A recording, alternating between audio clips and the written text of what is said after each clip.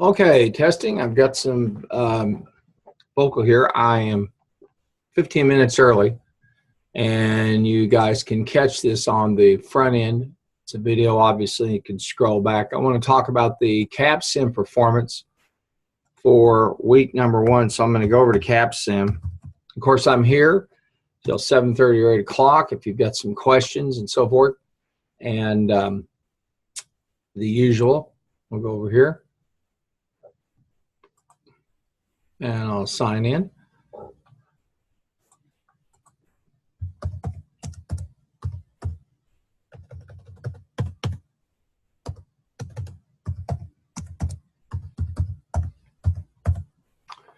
Probably should have done this before, but that's all right.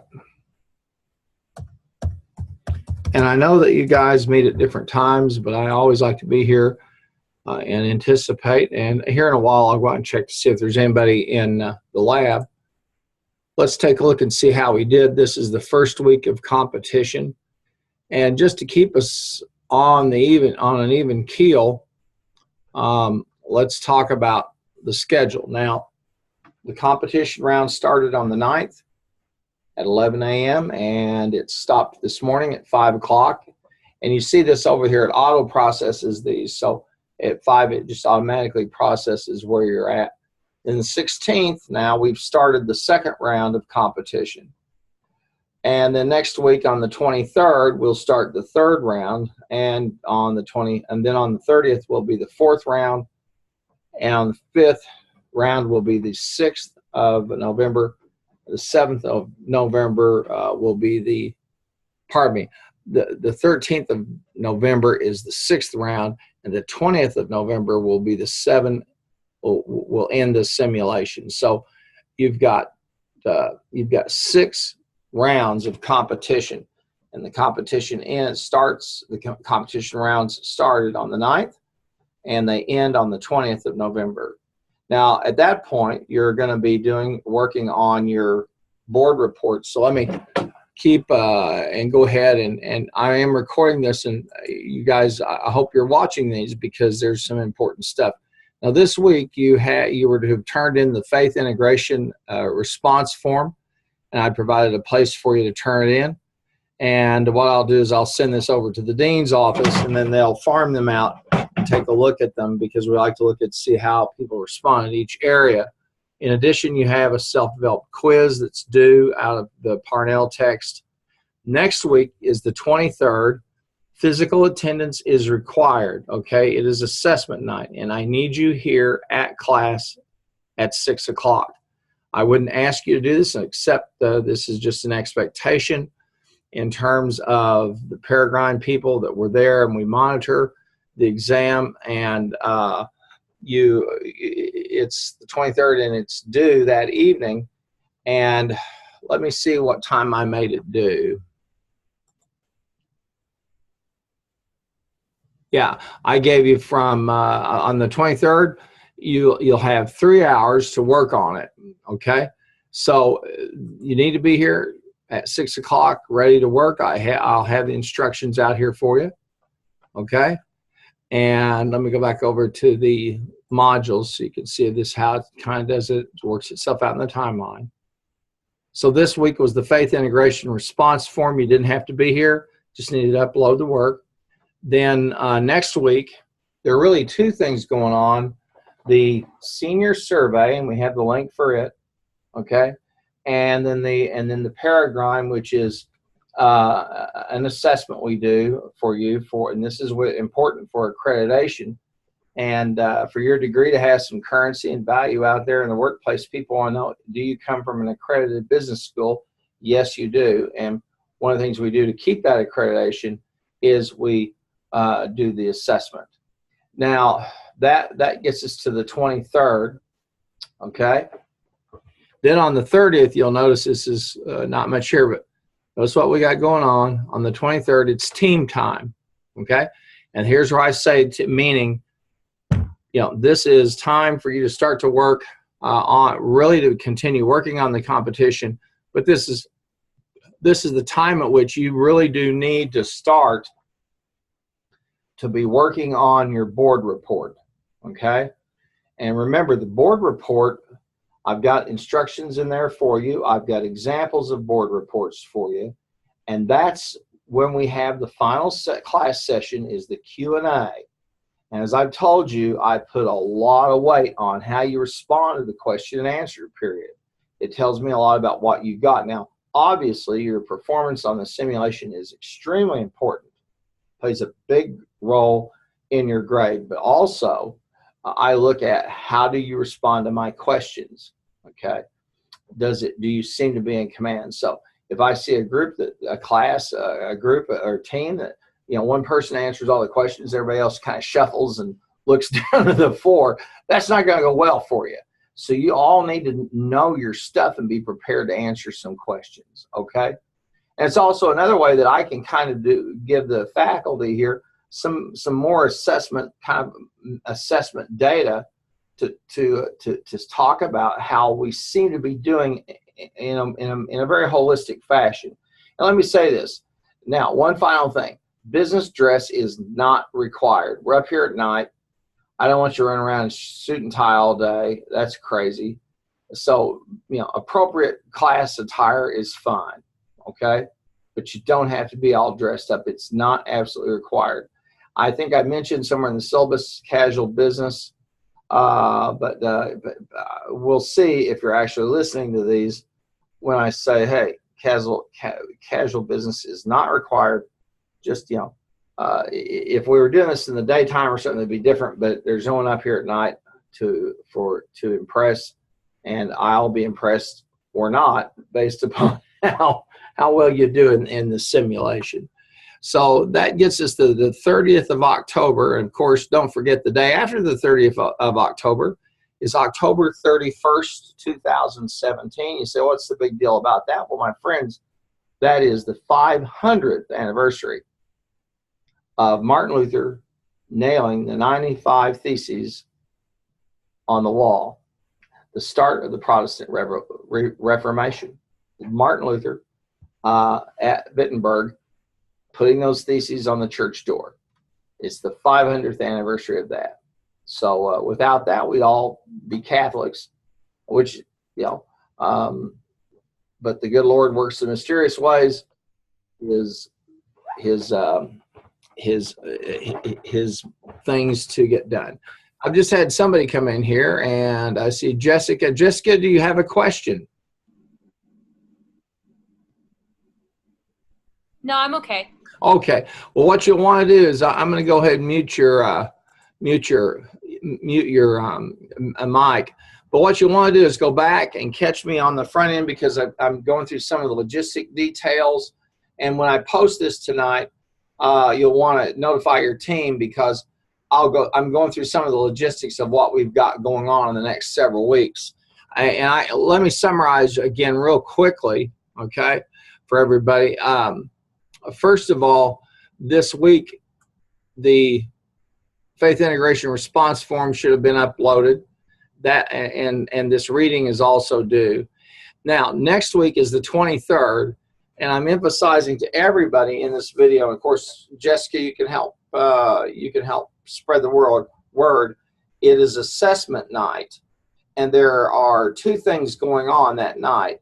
One is the senior survey. There's a link there for everybody to take it. And the second is the Peregrine assessment. And I have the exam instructions. We have to do this for accreditation purposes. As I was mentioning, without accreditation, the currency of your degree is not too good. So our accreditor asks us to do this, and once you've completed it, you should be able to upload a Peregrine completion certificate, and you guys will have 3 hours to work. And so they ask us to proctor this exam. So I'm gonna the word needs to go out to everybody. You need to be here that night at 6 o'clock sharp. You should be able to do the survey before you get here, but everybody would be in good shape. And then, as I was mentioning, when you came in on the 30th is team night, and that's when everybody's working on their each of the teams are starting to work on their board report. And of course, that's that final report you give me, and we do the Q&A and all that business. And I was also mentioning that on the 31st of October is 2017, will be the 500th anniversary of Martin Luther nailing the 95 Theses on the door of the church in Wittenberg. So it's Protestant Reformation Day, the 500 years, and I think a significant thing for all of us to think about. Now, I'm going to go ahead and continue on through here, and on the week 11, which is the 6th of November, more exams and a self-developed quiz, and then more of the same on the 13th. And all the while, each team should be working on the simulation, okay, and at the same time working on the board report and having it ready to go for when it comes time. Then the 20th of November, same story there.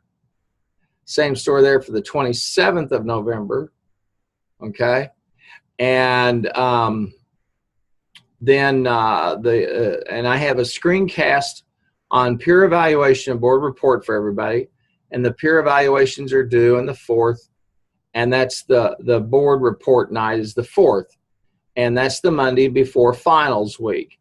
Now, finals for night classes are the day and time of that class. So our final exam will start at 6 p.m. and I have some assignments here, and let me pop this out for a minute. And there are some of these are due before the exam. I think I may have these set up all due. See, I think they're all due that. Yeah, they're all due the 11th, which would be that Monday night. Let me check the calendar here. I'm pretty sure. Yeah, finals week. So that night, and each of these final exams you have 40 minutes to complete them, which is 120 minutes, which is 2 hours. Now you might ask me, could I do this before? Yes, you may. You're certainly welcome to. There are time limits on these quizzes, on these exams, and you can do them. And again, I would probably I'd probably try to just get them out of the way and have them done. They are open book open. Now that's up to everybody. But that's pretty much at this stage of the game where everything is and what's going on. And one more time, let me pop over to the CAP Sim. And I want to remind everybody, here's the schedule. Now, we're starting the second round, okay? And the last round, which will be the 6th round, will end on the 20th of November, okay? So you'll want to see that. Now, I'm going to go over here and take a look at the industry scoring, the balanced scorecard. We'll talk about that, the top 10. And we'll pull this up. And I have the two teams, Chester and Digby, have done very, very well. When you start getting into the 70th and 80th percentiles, you're doing very well. Andrews did good as well at the 51st percentile, not bad at all. And again, I want to emphasize to you that when you look at this, you need to understand these are the schools you're competing against. I see Arizona State. I see American University in Beirut, American University in Cairo, Benedictine. That's a good school. Bowling Green, Bucknell. That's an Ivy League school. Cal Poly, and then Cal State, East Bay, Northridge, Stanislaus. Cal State has a whole bunch of those campuses. Curtin University. That's the College of Staten Island. That's SUNY. That's in New York City, obviously. Curtin University is in Australia. Drury University here in the States. There's Eastern Washington. There's University of Pennsylvania at Edinburgh. Pretty heady company. Florida Atlantic, Florida State. So when you're in the 70th and 70th percentile, and then you start moving into the 80th and 9th percentiles, you are now competing in a realistic simulation, and you are doing as well or better than schools that are many of which are the elite business schools in their own country. Right here, McMaster University, Nick Bonas, who is kind of the guru, the person who was one of the first people to talk about knowledge management and intellectual capital. Known Nick for a long time, and McMaster is down in, pardon me, McMaster's up in Canada. My apologies. Merrimack College there, and probably, I believe, in St. Louis, Mississippi State. I think you get my drift, folks. And there's a school I used to work at, North Central University. Okay. And I was dean of the College of Business there. Here's Penn State, their worldwide campus. Now, let me say this. What makes there's RMIT, the Royal Melbourne Technology Institute. Let me point something out to you, okay? And they have some extraordinarily high scores, RMIT does, okay? And we're just working through. There's Temple, again, another great institution. University of Tennessee, Texas, El Paso, Central Missouri, University of Cincinnati, that's the dean's, his alma mater. You have University of Illinois, Chicago, and they're not like University of Laverne, Missouri, Columbia, North Carolina. So when I tell you that when you leave here, you're one of the elite, you're among the elite in terms of business school students, you definitely are. Okay, there's Washington State, Western Governors. And so these are the kinds of schools you compete against. Now, I want to say this also as an extreme compliment to all of you. While you are taking a full set of classes and going through the simulation, many of the teams at these institutions do nothing but the simulation. That's all they're doing. And so that's why you'll see so many sections. Of course, they're much, much larger schools. And so you'll see all of these sections that are there. And so many of them, that's all they do, is they just simply, the simulation is their entire course, their entire grade. We don't do that here, obviously, but you still come out scoring pretty well. So I'm very happy with you. And there are some reasons. And, just a quick, we'll take a look at the debrief here. And see who else joined us here. Glad to see you, Mackenzie. And I was going through how well everybody's done. We'll look at the industry, and let's look at the industry reports, okay? And let's see, I want to look at the Capstone Courier, okay? And for round one, I'm going to put it into the HML view.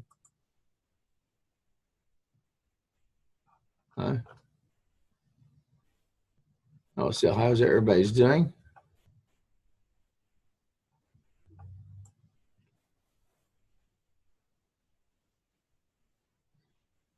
I may need to put this in PDF if I really do want to see how we're coming out here. I think I'm going to do that. Let me go back here for a minute. I may put this in PDF. In fact, I'll have to download it. That's okay.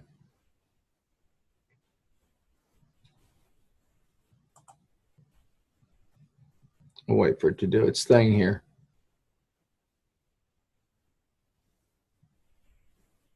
There we go.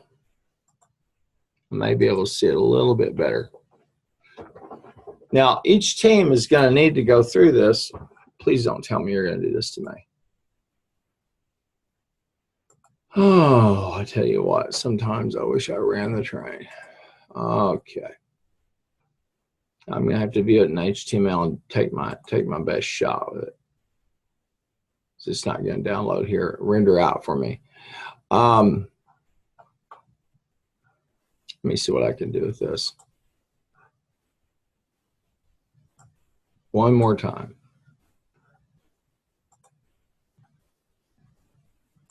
I'm going to show it in folder. I'm going to try and throw it on my desktop and see if I can get us anywhere here.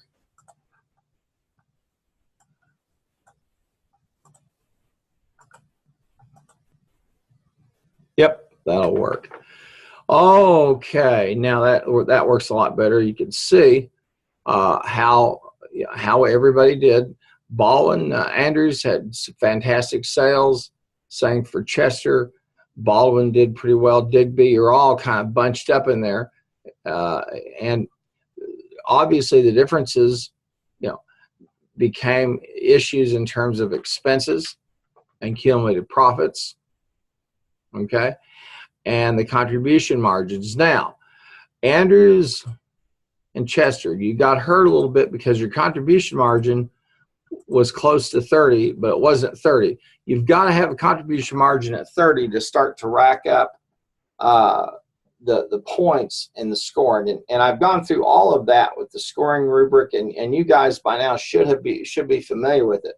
So the contribution margin is telling me certainly for Andrews, you've got fantastic sales, okay, but you're just not getting your expenses are a bit too high, so you're going to have to work with that. Same thing for Chester, although you're close on the 30%. Okay, and look at this for a moment now, and think about it. Here's on Andrews on sales of 129 million. Okay, you made 9 million in profit. Baldwin, okay, had $30 million less in sales. Okay, guys, but look at their profits. Okay, they're maybe about $1 million under Andrews. So this is why the contribution margin is so important, because when your contribution margin is 30 or percent or above, okay, then you're in good. Then you're looking good because you're controlling your variable costs. So you're going to Andrews. You'll want to focus on that. Chester, same story there. Now you did come out with $1 million more in profit, $2 million more than them, but still, but that's because you're close to that 30%. Excuse me.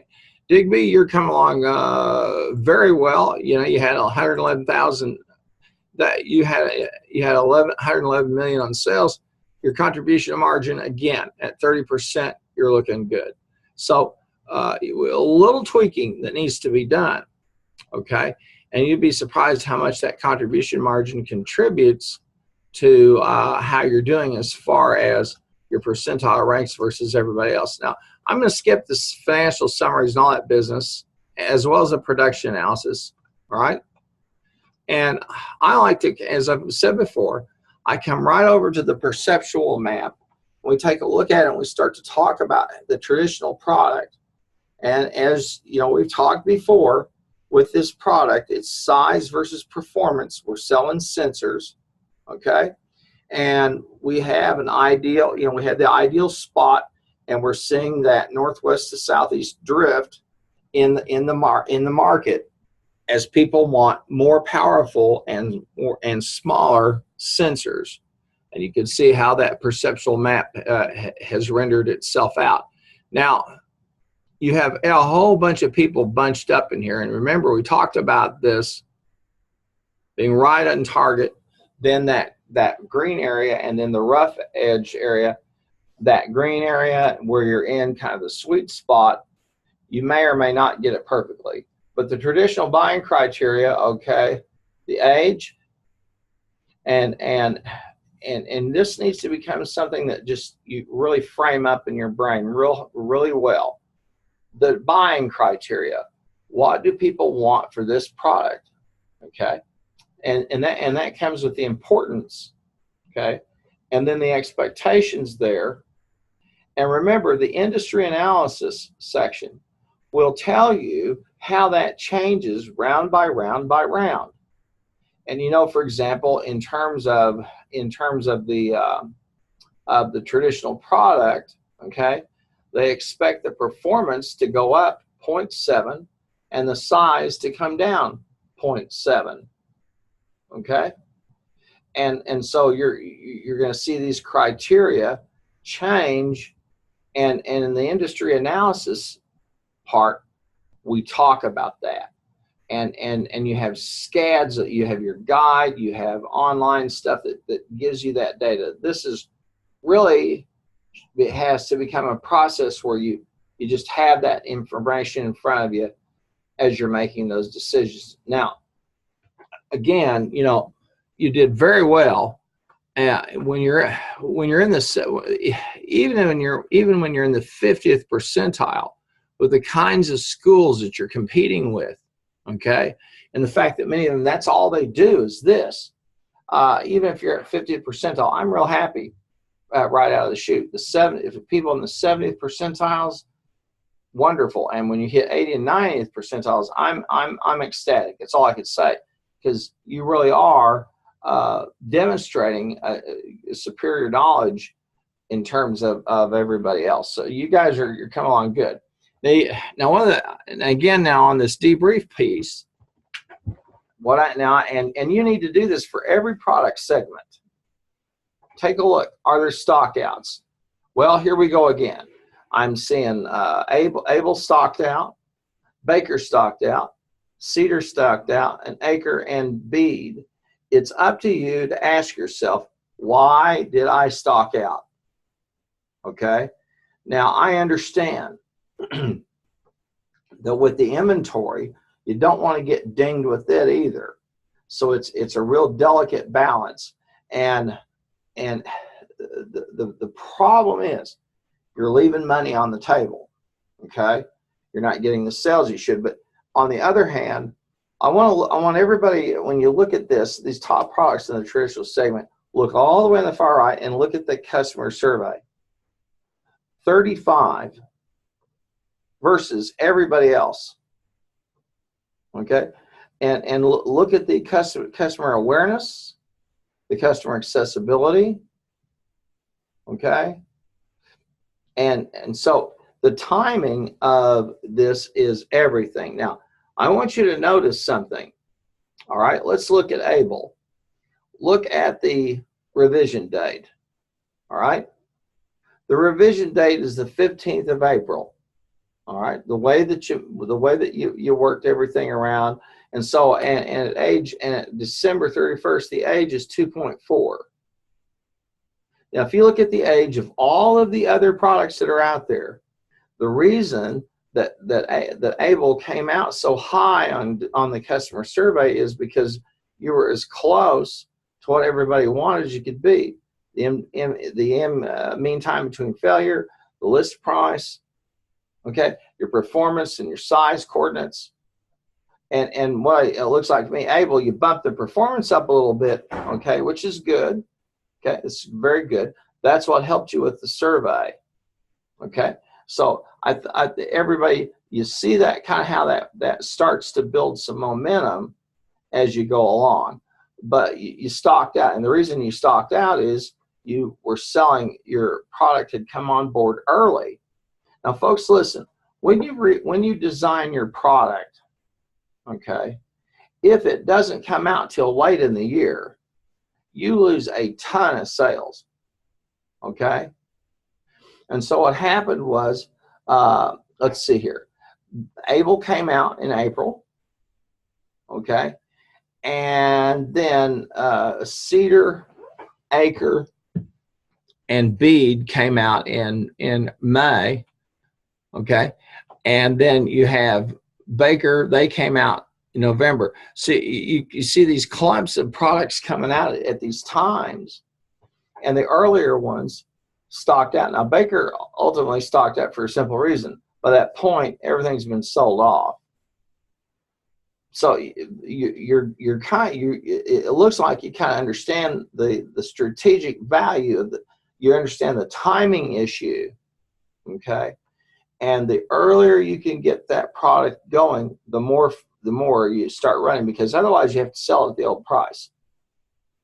Okay, so this would be probably next to the last walkthrough that I could give you that would do you much help. Now, here's the low end, and you'll want to do the same type of analysis with it. So, and then of course the high end segment, ditto performance. And you just have to do this. And folks, I don't know any easier way to do this than just to sit down, okay, and have a piece of paper and start taking notes. Don't try to juggle a lot of this in your head. It won't work. Then I'd say come down here to the market share and see where you sit, okay, in terms of the industry unit sales versus total unit demand. You know, how did we do? And then you can see the market share for each of the groups by product segment, and then this visualization up here is laid out in terms of the tables. Okay, this just becomes a matter of doing this. Now, when you come down here, and this is a much better, thank goodness, this is a much better, okay, map, perceptual map than what you had. But you see here, the separation is starting, okay, in terms of the sales and performance. So that would be good. Now, I'm going to close this off for a sec, all right? I'll go back up here, and I want to look at the industry reports, and I want to find out the annual report. Let's see, the debriefs. Now, I always think it's a good idea for you, okay, to look at the debrief reports, okay, and look at the rubric, okay. Now let's just view it for round one. You can download it if you want to. And listen, you should be very encouraged by what you see. Now, this is of all of the stuff that's here, the rubrics or the feedback, these are the best because they walk you through. You did 0, 1, 2, 3. Now, poor, satisfactory, excellent, or 0. You're in deep trouble. And you can see how you did. Okay. This is Andrews. And of course, each group will have, and then the rubric data and how many points you earned for them. And the maximum 75, you came up with 49. They'll give you some visualization data. Then here's Andrews. There's Baldwin. Again, this is helpful data for you. And all I can tell you is the R&D people are absolutely, you have to be on your toes if you're really going to see what's going on here. Now, not to overly complicate it, but let's also go into the industry scoring, and I want to look at the analysis and scoring, okay? And I like to take you over to the star summary, okay? And the reason is this puts in the most condensed fashion, okay, the how you're being evaluated. Contribution margin over 30%. No emergency loan, okay? You satisfy 95% of the demand and you have less than 90 days of inventory, okay? Now, and then profits greater than 0. Well, let's look at this for a moment. Here's Andrews, okay? Who had the most star? Digby, you had the most stars. You did extremely, extremely well. If you keep this up, if you keep rolling along, you're going to rack up some good scores. And I did every morning, you know, I go back out and I take the I'll print out the balanced scorecard, and I do that every Monday morning so I can see how you did. Now, Digby, you had a 5, okay, and there's only 1 star. You didn't miss any stars. Chester hit 4 stars. Baldwin hit 4 stars. Andrews hit 3. Chester and Baldwin, I think one of the two of you was at the 76th percentile, and I think it was probably the size of your profit margin that did it for you. Is Chester was at 76, okay, and so you did very well. But I like you. I think it's good to see this, okay, and then they show you the total stars through each round, so you can see the grand total, and you can start to see how they're distributed. And again, this really gets you focused on the stuff you need to be focusing on. Now, I'm going to go over here and click on debrief again.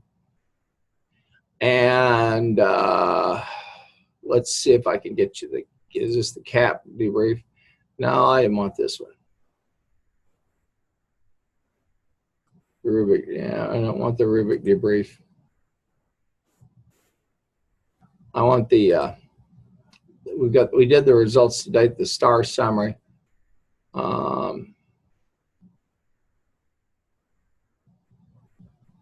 Analysis and scoring, I think that's one I always, star summary, there it is. One of these days, we've looked at the star summary, okay.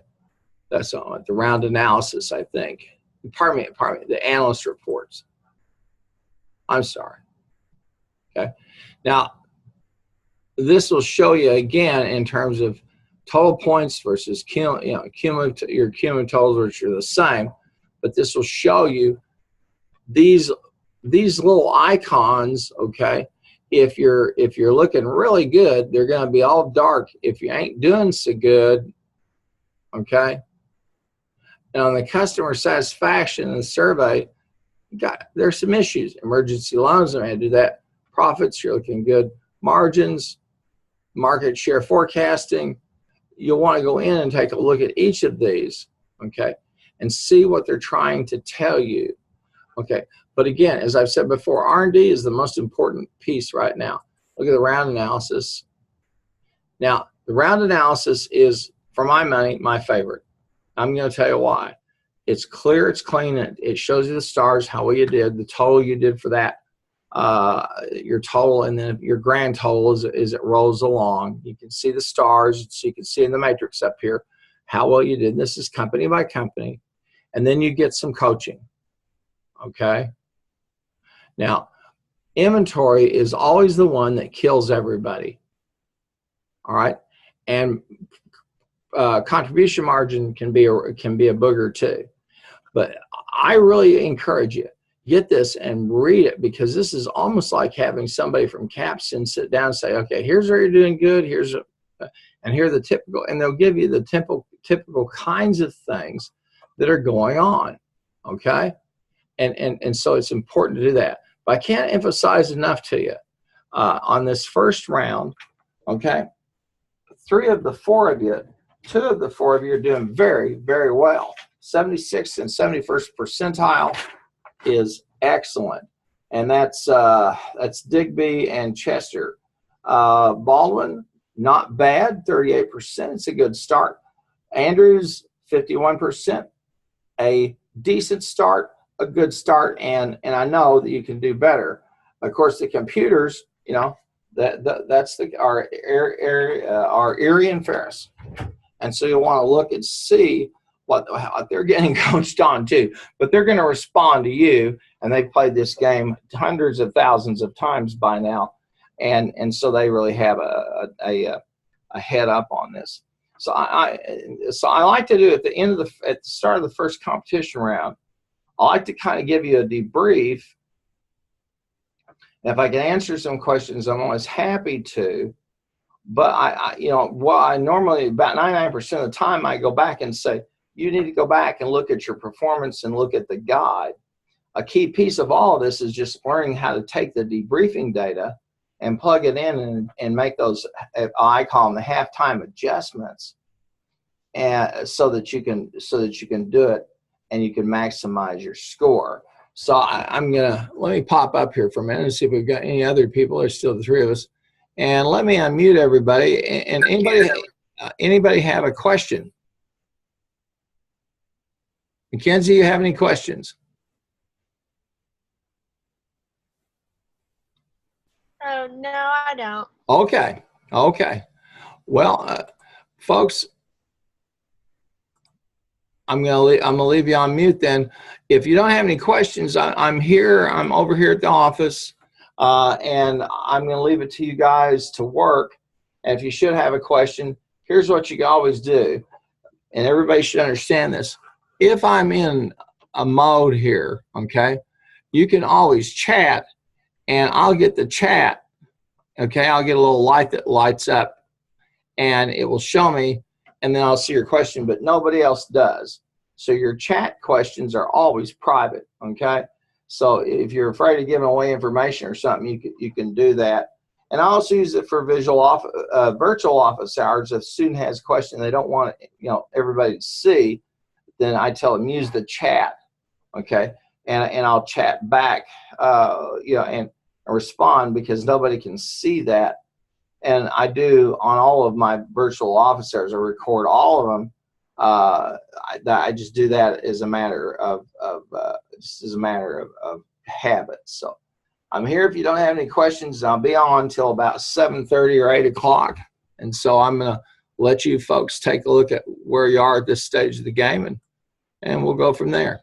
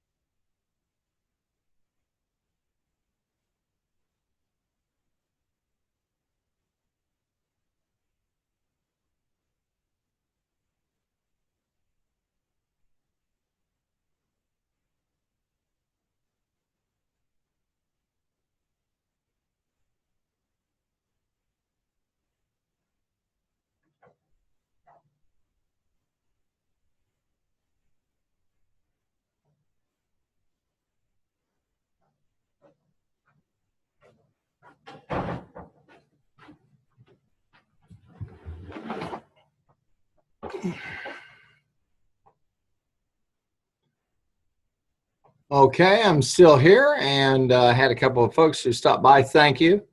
And I'll be sending out an email. I probably could do it now. So I might as well go back over here into the, and I'm just going to send this out to everybody. And we'll do the inbox.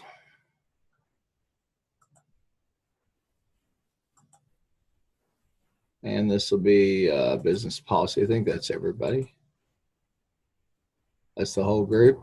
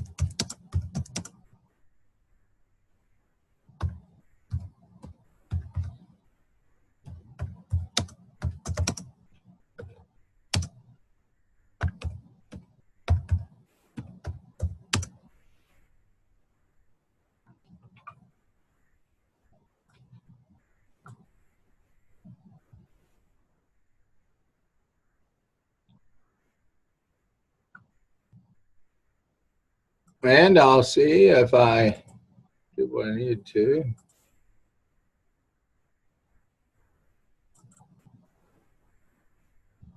Okay, good enough.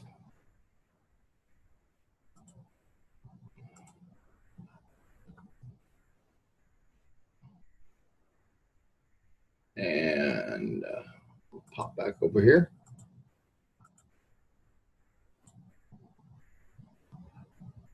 We're still at 4903. And now when I'm through recording tonight, and I'm going to stay on here for another hour, hour and a half, and then I'll stop, I will probably stop about 7:30, and at that point I'll record it and post it. And of course, all of you receive my virtual office hours. And I've told you before, you can come in. I can help you out. I can screen share. We can talk. I can talk with you. That's what they're there for. No different than if you came by my office. And if it's a real issue that you want to talk about, you can always use the chat to communicate with me. But if you wanted to, I can always just send you a link, and we can have a separate meeting, and on that link, just right on the spot, or on the fly. So, but I do record all the sessions. Okay, I want you to know that, and I do that for quality control purpose, and just so simply, I just think it's a better thing in the event that I don't really truly understand what you're trying to ask me to do, or any of that type of thing. So there are no misunderstandings. I record all of those sessions. Okay. So, I'm here to help out if I can. I'll be on here till about 7:30, and then I'll stop, and I'll record this. Now I'm going to go over and check to see if there's anybody over in the library. Over in the Bailey Business Lab, to see if there's anybody over there who might need some help. So I'll take a peek over, and I'll be right back.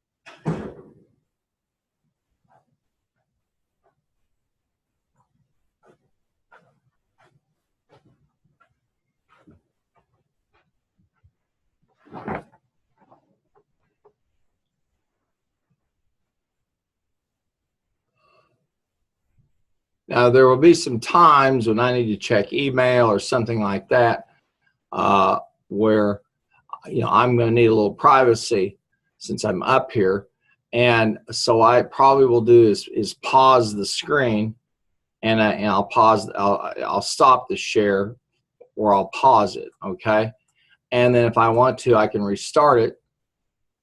Okay, and so I can always start and I can always pause the share or simply stop it.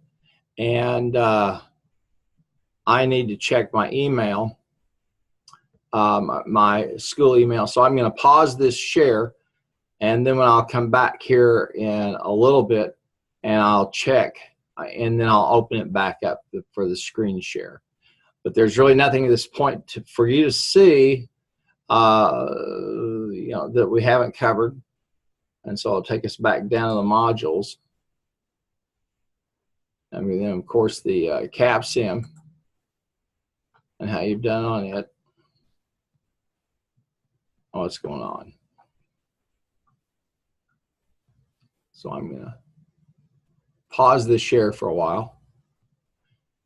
And I think you'll be able to hear me, but you won't see anything. Oh.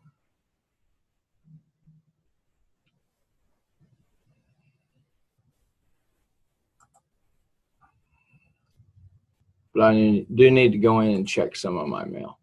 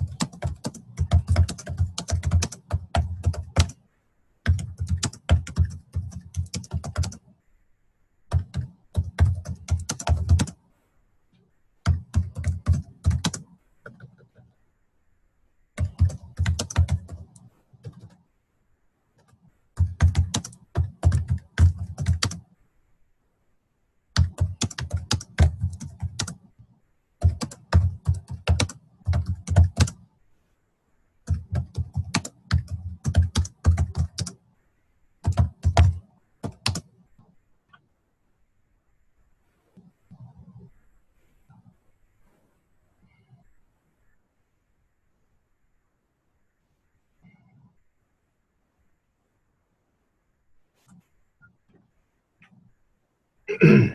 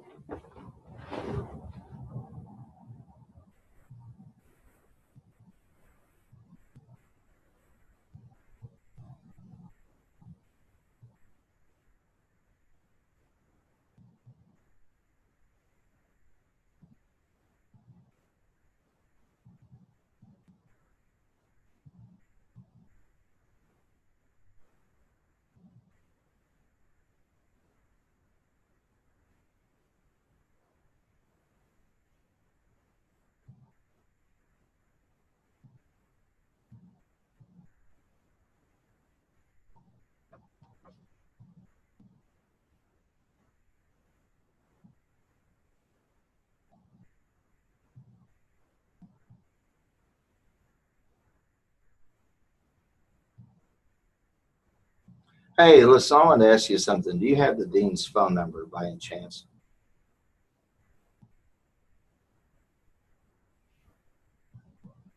Yeah.